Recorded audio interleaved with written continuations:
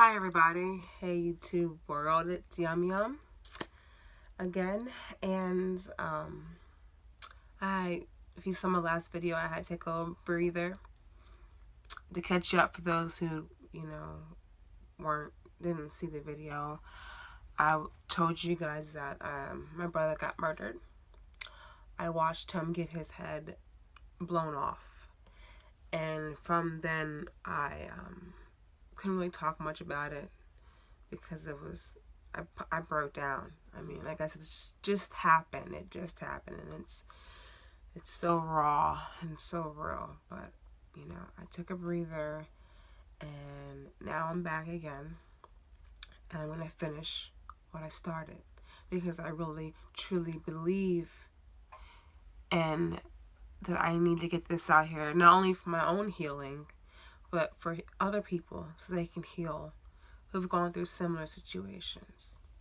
So like I told you, I woke up in a psych ward because I don't know, I blacked out watching my brother's head being blown off, and it was traumatizing, and I didn't want to live.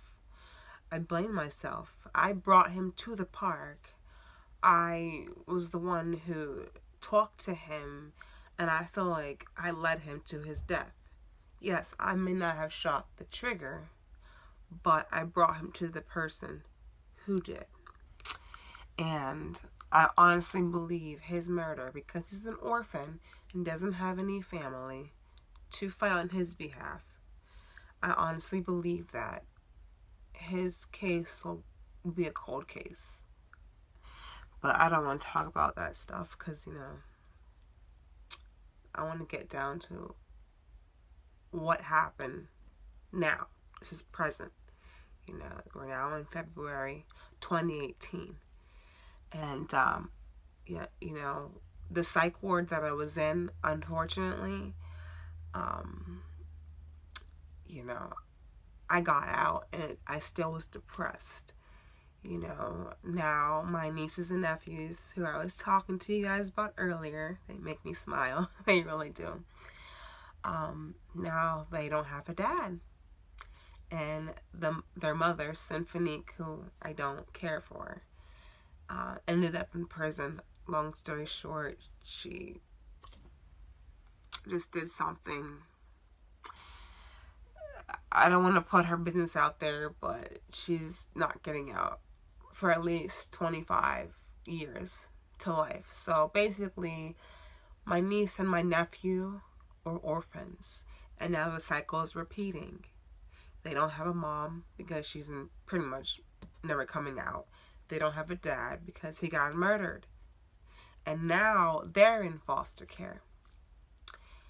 And so when I got out of the psych ward and found that out, that they're in foster care and that the in-laws don't want me to have any rights, or they won't give them to me because I'm not blood related. Remember, I met my brother in an orphanage. So there's all types of hoops she had to go through, but I could have gotten them. I should have gotten them. But the grandparents were so angry, and they wanted these little babies to suffer because their daughter's in prison. And it's like, really? Your daughter was the dumb person to try to... I don't want to put her stuff out there, but she injured a cop to a point where this officer was on life support and then, died. So, but a lot of stuff happened between that. But it's not my fault. It's not my brother's fault. It's your own daughter's fault. Why she's in where she's at. But so the grandparents were very evil when they said, I'd rather those kids be in foster care. Why should I give them to you? They're gonna have a good life with you. It's more like revenge, sick, payback. Like, those grandparents should have never been grandparents. They never accepted my brother because he's black. They never accepted their grandkids because they were mixed, biracial. it's just sad, because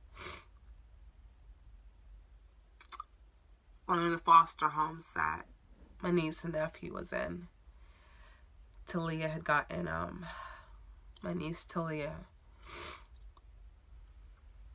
was, it's hard. She was sexually molested and raped. A 4-year-old, a 4-year-old got raped by a grown man in the foster care system, which means nothing has changed since we were in there. And I lost it. And I said, you know what? I'm going to kill myself again. Well, I'm going to try to kill myself again. So I took 50 sleeping pills. That didn't work. And I'll admit I was selfish. I wasn't thinking about my niece and nephew. But I felt like because my niece and nephew are in foster care, and because Talia got raped and her insides are torn out and she'll never be able to have kids again, I had a lot of guilt. I blame myself. It's like they wouldn't be in this situation if I didn't bring my brother to the park. And so I said my ultimate punishment should be death. I shouldn't be out here allowed to live my life while my brother's dead and my niece and nephew are being abused, So when the pills didn't work, I said, you know what? If I drive my car into a tree or into a ditch or over a cliff, that's gotta work. And it's exactly what I did. I made sure it was late in the morning where there was no cars out there. I chose a spot that once I got it, I chose the spot specifically so I could not be found because I didn't want to be found. And I'm an orphan. Who's gonna look for me anyways? No one is. I don't have family, so. And I pretty much had this planned. Make a long story short, I got behind the wheel of my vehicle, and it was about a 20-minute drive to where this place that I found earlier to do it, which is a 20-foot ditch. And I didn't care if I had just gotten that car, you know what I mean? And I didn't care about that car. I didn't care about anything besides dying. Because I wanted to be with my brother, and I had a lot of guilt, and I feel like I ruined a lot of